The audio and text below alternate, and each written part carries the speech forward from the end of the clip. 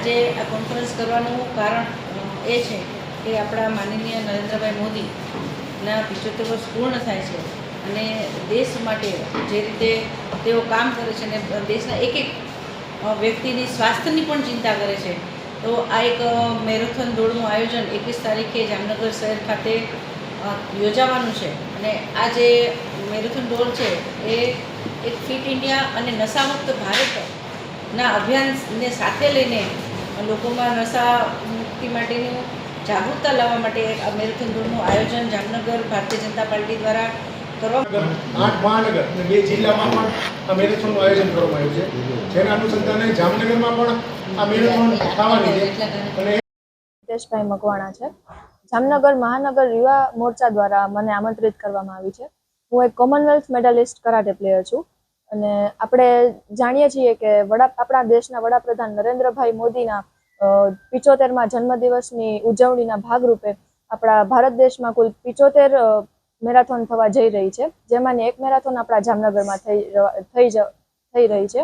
અને જેનો મુખ્ય હેતુ એક જ છે કે આપણું ભારત છે ને એ ભારતના યુવાનો નશામુક્ત અને બધા વ્યસનોથી દૂર રહે તેમજ ફિટ ઇન્ડિયા રહે, તેના માટે આપણે આ મેરાથોન યોજવામાં આવે છે.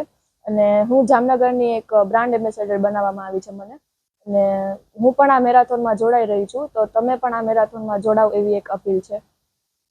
આ બાળકો છે એ આપણા જામનગરનું ગૌરવ છે અને આપને આ મેરેથોન માટે મારું નામ જય કિશોરભાઈ રાવલિયા છે. હું અંડર-19 સૌરાષ્ટ્ર ક્રિકેટ ટીમમાં રમું છું.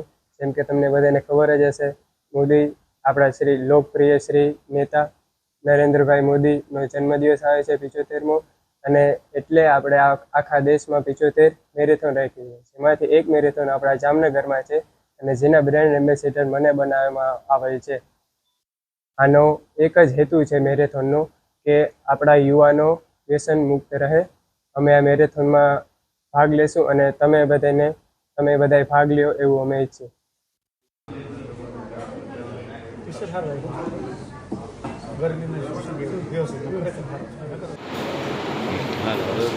રજાની નજીક તમારે